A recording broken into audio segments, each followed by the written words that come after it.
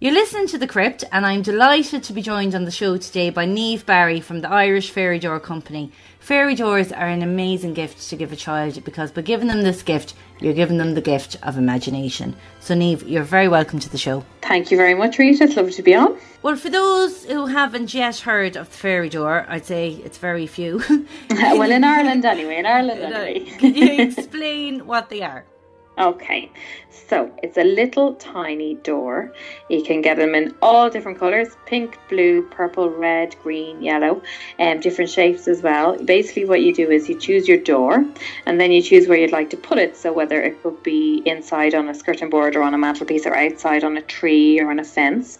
Then you need to choose a name for your fairy, very importantly, whether it's going to be a boy fairy or a girl fairy, because there's lots of boy fairies that need homes, human homes as well, Rita. So you choose your name, and then the name that you choose, you register on our website, which is the irishfairydoorcompany.com. You go on there, you register your fairy's name, and then their name is entered into the workplace log, the fairy workplace log, and we send you back a lease agreement. So it's a full list of rules and regulations that families and fairies need to live by in order to live together. Now that's very important. All sorts of different rules that you have to read. Everyone in the family has to sign it, and then you leave it beside your door. Now, the next bit is the most important bit. There's a little bottle and there's a key inside. So what you need to do is you leave that little bottle beside your door at night. So you leave that plus your signed lease agreement by everyone in the family. And in the morning, when you wake up, you go down and you check the bottle. Now, if the key is gone, you know that your fairy has arrived, moved in, picked up his or her key, would have signed the lease agreement, and is there to live forever. That is amazing. Mm-hmm. Do you know what, Rita? Obviously, I'm very biased.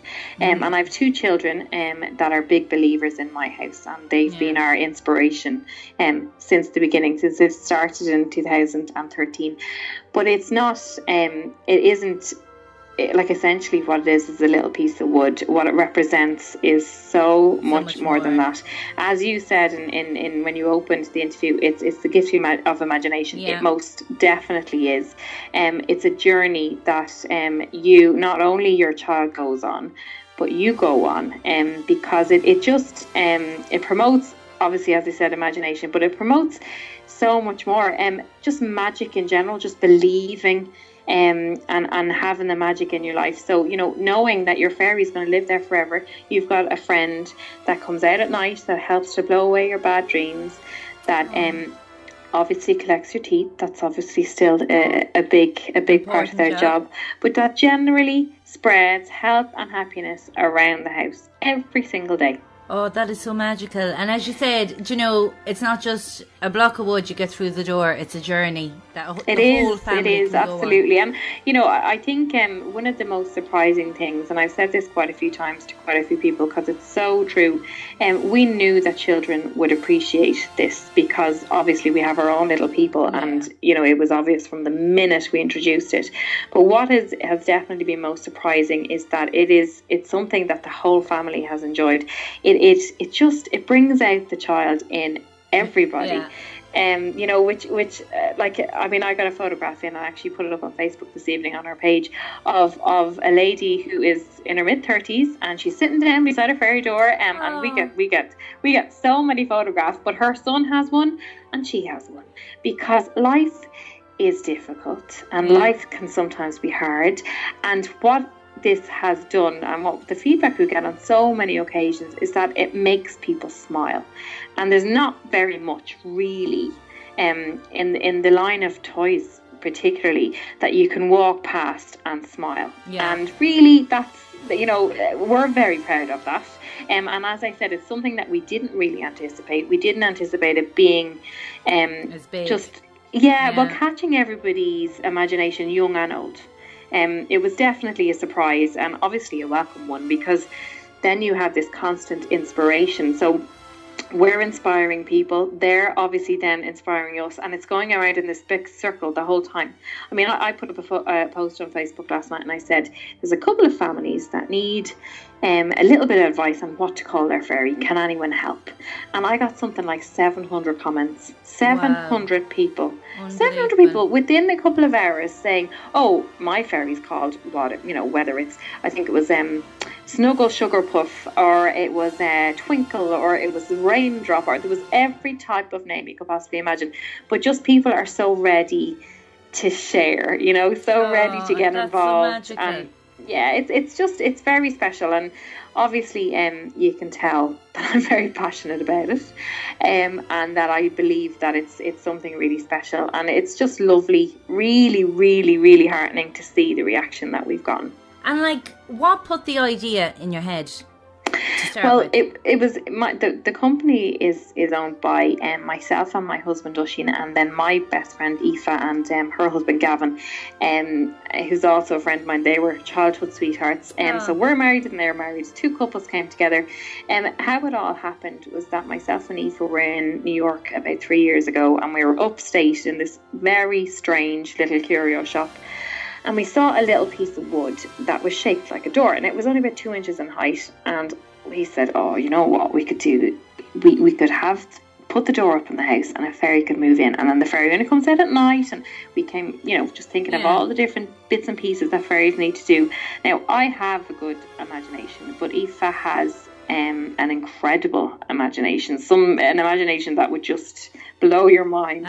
And we came back and we introduced these little tiny doors to our children, and that's how it began. It was just instant. It was instant. It was like a switch, literally being flicked. We had to do very, very little.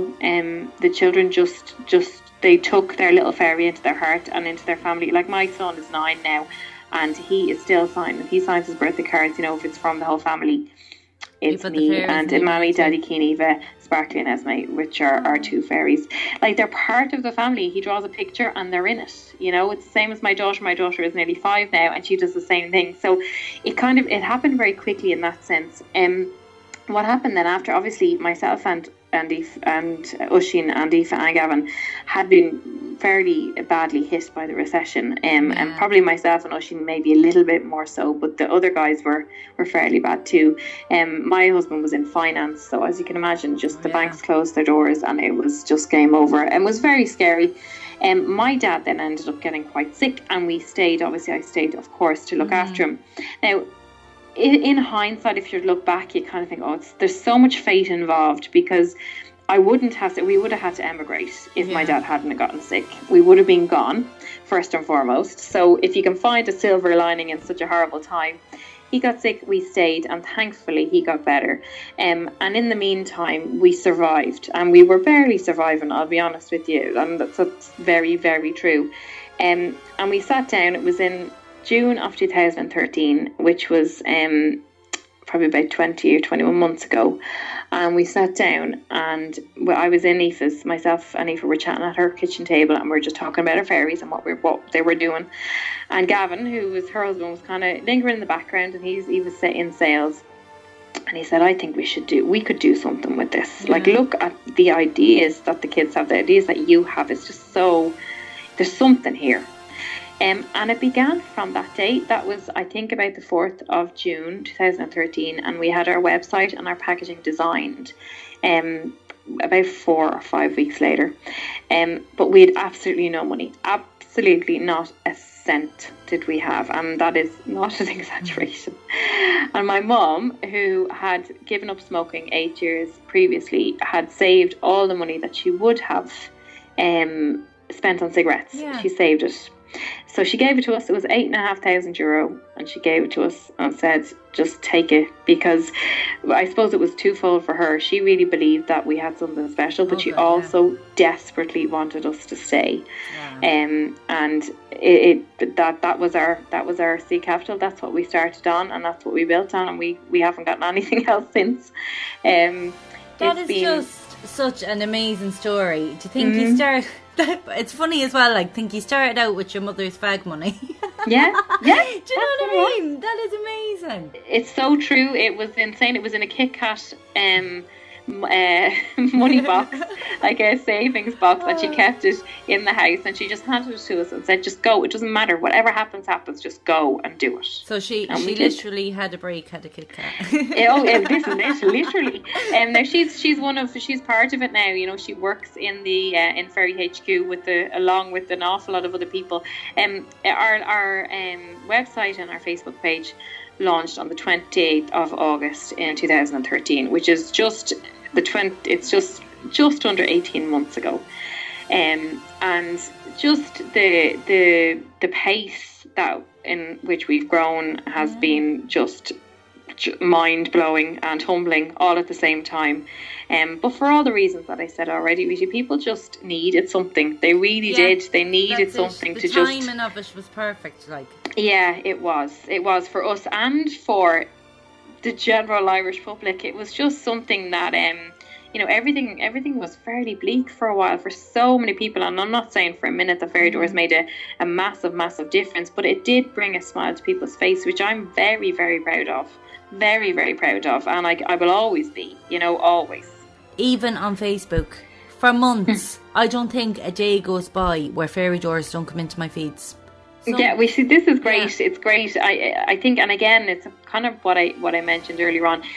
So many people are sending us their stories now. You know, they're sending us their pictures and their experiences and telling us what's happening with their fairy and how what their fairy has brought to their house. And you know, it's a constant stream of inspiration, and they inspire us. We inspire them. Then in turn, obviously, we inspire other people, and it just goes round and round.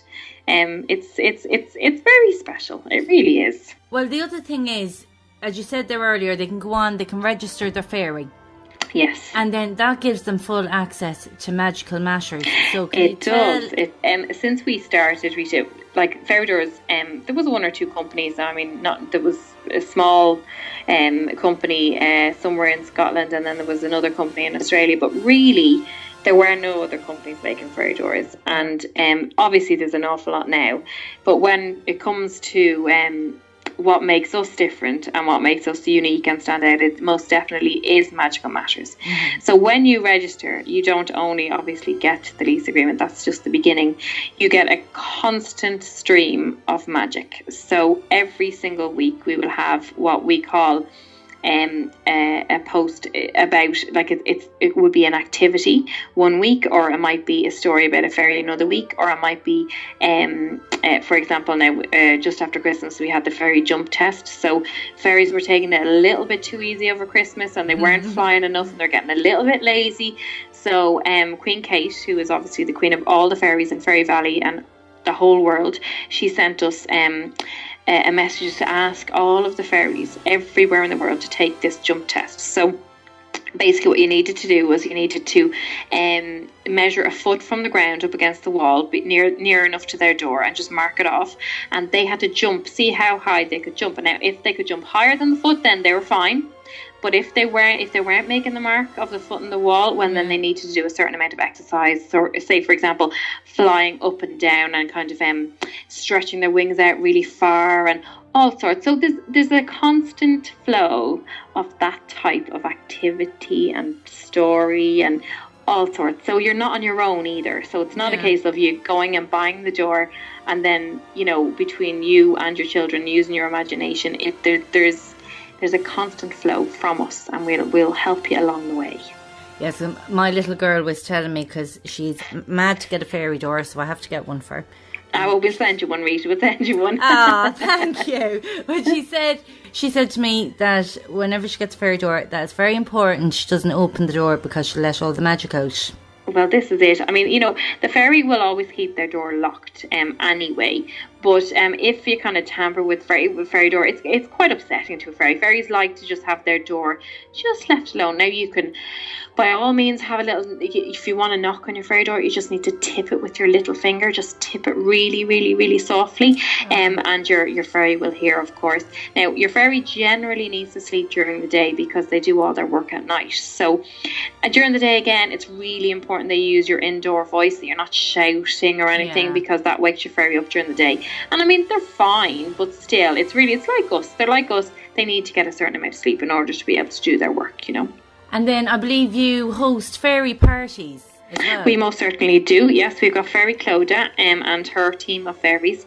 She is unfortunately just based in Dublin at the moment, and just the outer ring road around Dublin. But we are currently looking for fairies all over the country. So if anybody's listening and think that they could be one of our human fairies, you see, Queen Kate gave Fairy Clodagh and her fairies just special powers to be human fairies, just for parties, for when boys and girls would like a fairy party. So they go and they bring the magic to people's houses. Also, anybody who wants to get them, be it the States, Australia, you deliver worldwide as well, don't you? We do. We deliver for free. So shipping, no matter where it is free, which obviously helps the magic spread faster. We also have a UK distributor now at the moment. So we have one in Ireland and now we have one in the UK. So they're going to start to appear in shops in the UK. And we're on our way to the US of A on Sunday. That all rhymed. To find or to discuss possible distributors over there too. So hopefully, fingers crossed, we'll start to get over stateside as well. Fair play. Well, Niamh, it's been so lovely talking to you, and I have to say well done on coming up with such a wonderful idea. And listeners, you have the chance to win one of these wonderful fairy doors. And if you go on to the Crypt's Facebook page, all the details are up there. So thanks so much for joining me on the show today. Not a problem. It's my pleasure.